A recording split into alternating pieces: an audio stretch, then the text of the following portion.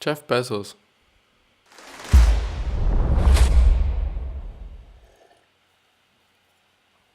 So, hello, welcome back to the next episode of the Self-Development with Tactics podcast. And I'm very sorry if my voice might be a little bit fucked, because I actually recorded the other episode of today just before that one, and it is so incredibly early in the day, which is amazing somehow, because I do get a lot of time to do what I like to do, whether it be making the vlog, whether it be making the posts, whether it be doing something else that I like to do, like, I don't know, riding my bike, something like that. Even though I still have to, just do the laundry and, do the, dishwasher and, whatsoever. Quite a lot to do today, but very great for me because I then feel very productive. And I hate feeling unproductive so immensely. Yeah, that is just maybe a little bit, I don't know. I just hate it. I really hate it. I can do it especially in the times where I've just been always doing something that seemed, even for me, or at least for me, smart. Like doing the posts, or going to school, or whatsoever. Normally I'm practically all day long away, not sitting at home, not even being at home, like in a completely another city 1 hour ago from my hometown. And but I guess you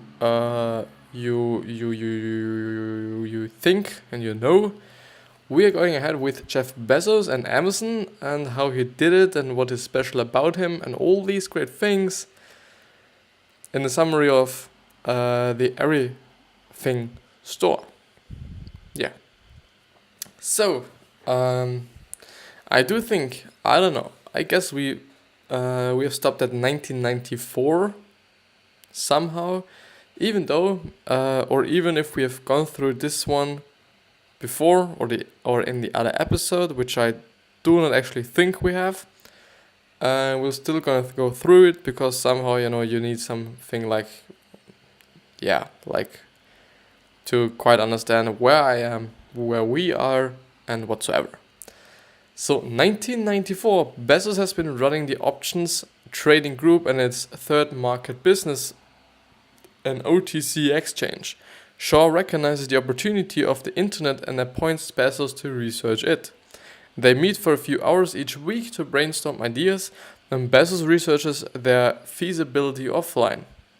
Example ideas include free email service developed into Juno and online stock trading, Farsight Financial, later sold to Merrill Lynch.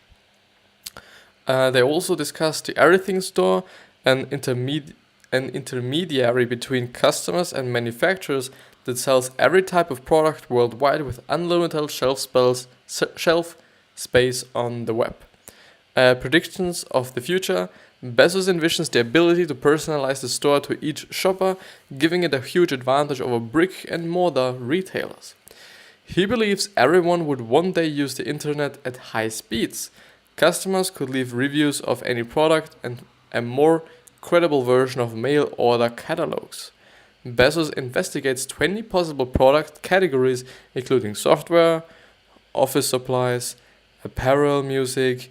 He settles on books because they are pure commodities, so customers know that they are what they are getting. There are only a few disruptions. That's totally true. Totally true. I do kind of feel like, the chances of getting some or having to deal with people sending something back is way less if you're only selling books. Because if you just, look at the book, you read maybe the cover text or the text on the back of the book or something, and then you might be like, either I buy it or I don't buy it, and if I buy it, then I read it, and if I don't like it, then why would I send it back? I don't like it. Can you even nowadays send back a book you just didn't like? Is this possible? I guess you actually can. But this would just be a kind of, yeah. I would just really believe that Amazon is doing this because they like their customers so much, or they want to take care of the customers so much that they would actually do that. But I don't know. Music is a close second with the catalog too large for any brick and mortar store to stock. But Bezos worries about the concentration of power in 6 major record companies compared to 4,200 US book publishers. Well, yeah. Multiple companies already sell books online, like Books.com. Bezos and colleagues try ordering a book and it arrives 2 weeks later, tethered. It's clear to them that no one has figured out how to sell books over the internet. What is tethered? Is this something like broken or somehow? Old and torn. Well, in spring 1994, Bezos tells D.E. Shaw he plans to leave to create an online bookstore. Shaw is sympathetic, given that he left Morgan Stanley, but notes that Shaw might compete with Bezos. Soon after Bezos leaves New York for Seattle, a technology hub with a relatively small population, thus not needing to collect state sales tax, his wife McKinsey is the company's first accountant. He backs the company himself with $10,000 and adds another $84,000 in loans over the next 16 months.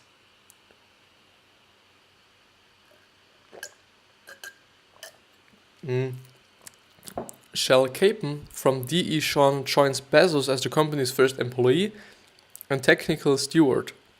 His contract requires him to commit to buying $5,000 of stock upon joining. Well, the thing there is, if you do now have $5,000 worth of stocks back then, might be a fortune for you nowadays. In July 1994, company names. Bezos registers Cadabra Inc., which was actually the first name of Amazon, yes, but this is often confused with cadaver, or cadaver, like, dead bodies. They also like art, like aard.com, to claim top alphabetical listings, and relentless.com in October. Bezos leaves through A in the dictionary and comes across Amazon. This is not only the largest river in the world, it's many times larger than the next biggest river. Sorry, not river, but river. They registered the URL in November 1994. In early 1995, Bezos partners invest $1,000 in Amazon, and Bezos tells them that there is a 70% chance they would lose it all. I wanted to know what the risks are because I still want to come home for Thanksgiving if this doesn't work. Typical Bezos, I kind of feel like. In spring 1995, Amazon has a beta website and sends links to friends and colleagues. The slogan, 1 million titles consistently, low prices. Bare and rudimentary, it looks uninviting to people who have happily shopped at bookstores, and to some it seems inappropriate or inappropriate that people would ever want to order books online. Which is, the problem is that I'm having it. Still, a lot of people think like, yeah, I'm never going to buy anything like with an Amazon Alexa system, if it's Echo or whatever it is, or I'm never gonna buy something with Siri, or I'm never gonna just talk to a robot when, I don't know, all the people do not have any jobs any longer. I don't know why there are still so many people who think like this. They probably have these people probably have known the just really beginnings of the internet. And there everybody was being like, this is never gonna be happen. This is never gonna be just very big. Nobody will buy something from the internet. Nobody will buy food from the internet, and whatsoever. But we all do. We all now just not we all. I don't. But a lot of people just buy food over the internet. the funny thing is, you could be like, okay, it could be over some food delivery services, which are on the internet, like, I don't know, but there is Uber Eat. Isn't there something like Uber Eat? I think if it's really, really user-friendly and if it's saving us time and energy, because we're all lazy motherfuckers, then people will do it. Yeah, so savings in time, money, and energy will lead to people actually using the service. Because it's solving a problem of too less time, too less money, way too less energy. But yeah, a former coworker places the first order on April the 3rd in 1995 for fluid concepts and creative analogies. After each purchase, a bell rings on their computers. Within a few weeks, it rings so frequently they turn this alert off. After each purchase, a bell... Okay, I've read that. Sorry. For each order, Amazon orders the book from a distributor paying 50% of list price. The book would arrive and Amazon would store it in the basement and ship it to the customer. Around this time, they also move out of the Bellevue garage into a small office above a color tile retail store in the industrial Sodo district. They have a 200 square foot basement warehouse. 200 square foot. Well, 200 foot is just something. Yeah, seems to be quite big, isn't it? Seems to be really big. Around this time, they also move out of... I've read that, yeah. In June 1994, Amazon adds a review feature. They believe reviews would give them a huge competitive advantage against online bookstores.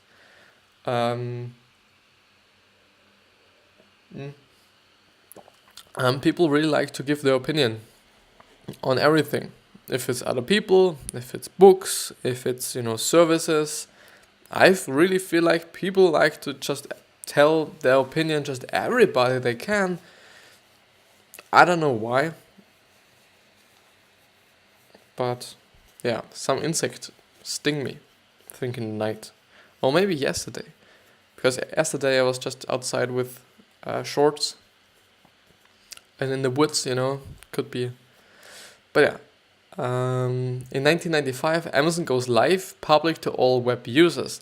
The first week after launch, they take $12,000 in orders and ship 846 worth of books. The next week, they take $14,000 in orders and ship $7,000 worth of books. There's a large long tail of esoteric books ordered, furthering the belief in the importance of selection. When a company falls behind in shipments, everyone spends nights in the basement packing boxes on the floor. Someone makes the obvious suggestion of adding packing tables to the warehouse, and Bezos thinks that was the most brilliant idea I had ever heard in my life. So what did I say? Someone makes the obvious suggestion of adding packing tablets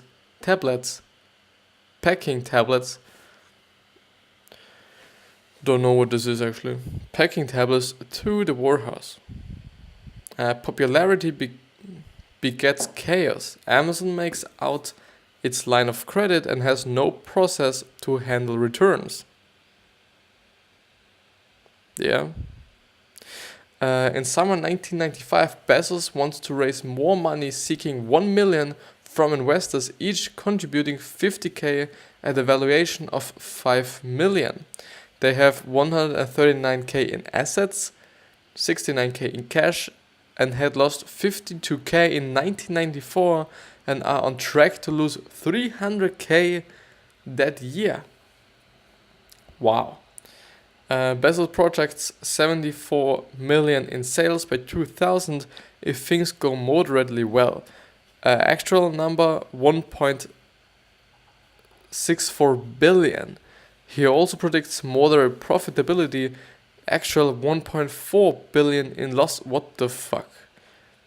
$1.4 billion in losses. Bezos clearly has greatest plans for the future, though he doesn't reveal much of it. He envisions a day when they sell not only books about kayaks, but kayaks themselves, subscription to kayak magazines, and reservations for kayak trips. Actually, there is an Amazon airline right now. I think it's Prime. Is it called Prime? I do think that actually they're gonna take the leap and actually sell trips as well. I feel this. I just really feel that just Bezos and Amazon, they're just doing everything right. They've always been right on time. They've always just been bringing out the best products. Looking into the future, making great prices. They are just good. It's just incredible for me. So the thing is, I don't know. I do not have any fucking clue of the economy, about any competitors of Amazon or whatsoever, but I just feel like that Amazon is doing a lot of things right. A lot of things. Just feeling this. To many, the business plan doesn't seem like it will work. If you're successful, you're going to need a warehouse the size of a library of Congress. At the bottom of the summary, there's a discussion how to avoid these blinders preventing you from seeing the future. The anecdote: a potential investor who likes bookstores is dubious or dubious. Is it dubious? Dubious. Then he fails to find a book for his son at a local shop, and he changes his mind and invests. His parents invest another. What the fuck? 145k. His fucking parents. And Bezos uses this money to upgrade servers and hire. And they start an editorial group writing descriptions to give the feel of a trustworthy independent bookstore and to help people get comfortable with the idea that there were people on the other side of the screen. Makes sense for me.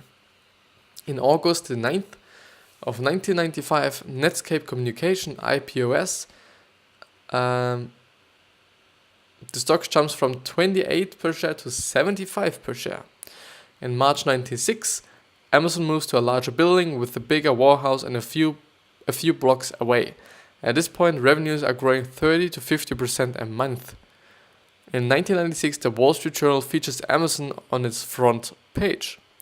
Amazon provides, so quote unquote, Amazon provides a singular case in which the frequently hyped web is actually changing customers' lives. The added value being an immensely large catalog that no offline retail store could provide. Quote unquote, he is quick to dismiss fears that Amazon could ever spell the end of traditional bookstores. He regularly hangs out the Elliott Bay Book Co. We are trying to make the shipping or the shopping experience just as fun as going to the bookstore, he says, but there's some things we can't do. The article mentions reviews for this book, which has reviews from 1995, a nice gem of history. In June 1996, Amazon raises $8 million from Kleiner Perkins and John Doerr at a $60 million. Kleiner wants to put a junior member on the board, but Bezos requires Doerr in that position as part of the deal. He believes Doerr's involvement is a public vote of confidence. Oh my god. People observe that this money enables Bezos, making him think bigger and move faster than before. The motto is now, get big fast. He believes that they are always at threat of a larger player taking away what they have. He also believes that the company that gets the lead now would keep it. Using this money, Amazon begins hiring executives from other companies, some away from tech companies like Microsoft. In the summer 1996, Amazon launches its affiliate marketing program, giving an 8% commission for sales referrals. They have 150 full-time employees with fewer than 50 in the warehouse. They move offices again, and soon the warehouse expands to a 93k square foot. What the 93,000 square foot place. Fucking big. Bezos wants to IPO Amazon. This enables global branding that solidifies Amazon in customers' minds. It would help compete with Barnes & Noble, which has plans to go online. In fall 1996, Amazon releases similarities, recommendations for new books to buy.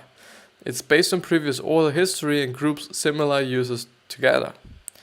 In early 1997, Amazon had 16 million in sales in 1996 compared to 2 billion for Barnes & Noble. Well, Amazon continues hiring executives from outside, threatening some early employees like Shel Caban, who is later indeed sidelined and leaves out of frustration. Well, Starbucks proposes a deal to put Amazon next to cash registers in exchange for 10% equity. Starbucks CEO Howard Schultz argues Amazon needs a physical presence, but Bezos disagrees. Bezos was envisioning Starbucks having 1% equity. The deal doesn't happen. 10% equity would now be so much more. But I think they did a great job. They continued the IPO process, selling on Deutsche Bank and Frank Quattrone, whose lead analyst is Bill Shirley, now a benchmark VC. They boast of their negative operation cycle, receiving money from customers immediately but paying the distributors every few months. In between, they have capital to fund expansions. They boast of a higher revenue to fixed cost ratio, meaning a dollar invested in Amazon could provide much better returns than with a physical retailer. It is so fucking mega long. Really fucking long. So for anybody who has to take a presentation, it's cool, on Bezos and Amazon, please check this fucking piece out. But then I've lost my thing. Not that good. Not that good. They boast of a high revenue to fixed cost ratio, meaning a dollar invest in Amazon could provide much better returns than a physical retailer. Bezos keeps mum on some details like customer acquisition cost and average purchase order to prevent rivals from following their game plan. Yeah, to the end for the next 7 minutes that I'm having left, I do just want to tell a little bit what I'm thinking about this, because I haven't been talking much on myself in this episode, which is a little bit bad for me. I don't like this. I would just... I do not know. I do think this book might be interesting, but I don't know, maybe I should change my mind about having so detailed book summaries, because it could actually also be not that good, as I'm just seeing right now, where I do just have, so much content and so much to go through that is actually taking, first of all, a lot of time and a lot of episodes to go through these things. And I do not just can talk about much or can just add much, because I can't. I just can't. I'm just thinking now if I should actually skip parts of the overall just coming up, even though you can totally see it grow very, very, very fast. Very fast. Very fast. And I do not know. It is quite difficult to decide for me if I actually want to go on with the summary or not. Because if it's fun for me, somehow yes. Because I'm doing something, I'm feeling good because I'm doing something and whatsoever. But could I do something better that could be just better for you? Yes, I guess so. This is my problem. The thing is, where did I stop to just 97, quite beginning of 97. Is there something It is quite only a timeline. It is really only a timeline, but Bezos' principles. Well.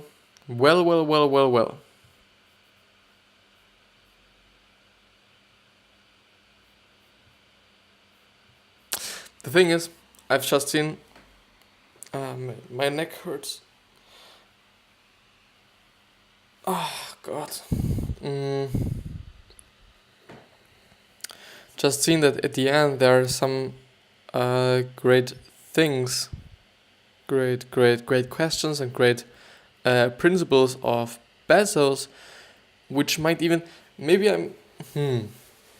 It's difficult for me because first of all I want to provide the best value that I can and the best and detailed information that I can, or that I can. Then I would just have to go through the whole thing. This would but take a very lot of time. And there's the problem. But if we just go to the just very bottom of this article where they actually talk about Bezos' principles and anecdotes and quotes of Bezos and whatsoever, you might get even more out of that. But I don't know. I don't know. Maybe we should take the leap or just go, yeah. I don't know. Maybe I do know. The next time I'm actually going to go through just the Bezos principles because if you're actually interested in the whole upcoming of Amazon and whatsoever, then, or if you need it, then please check it out on yourself. I guess I'll do it like this because I do not think that so many people are interested, neither do I, how it actually just completely accurately came up to this, to what they now are. I don't think so. And therefore I think I'm just gonna do it this way and just provide it with these things that I think are the most or the best things. But it was very interesting to see the upcoming. I think this was quite important. But now I can totally see, okay, it's going on, it's going faster, and it's going bigger and bigger and bigger and bigger. So yeah, I hope you liked the episode. I really hope that you got something out of it.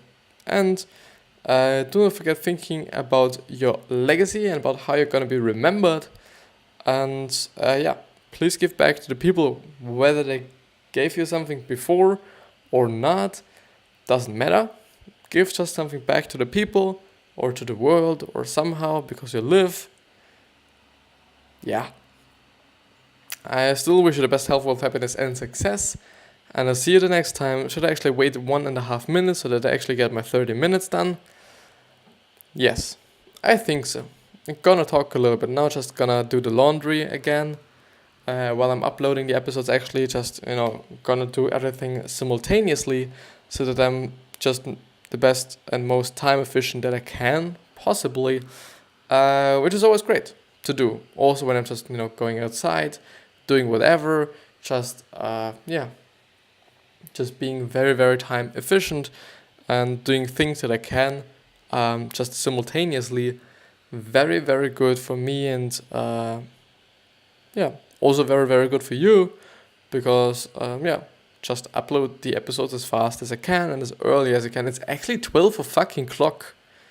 It's amazing. I've never been so fucking early with both episodes. I do just now have to only do the posts. Actually, I've seen I'm not doing that much. Only 3 videos quite a day if you include the vlog that I'm just right now doing. Then the posts, and that's quite it. And then the podcast, but that's only quite, the audio version of the video. But yeah. I wish you the best. I wish you the fucking best. I really does. I really does. I really do. I really do. From the bottom of my fucking heart. Really, I just wish everyone outside to be really fucking happy and to have the best life that I can actually have. From there. Can you see this? There. There's my fucking heart. There it comes from. That being said, I hope you're gonna watch the other episode as well, or maybe the ones from yesterday. And I'll see you.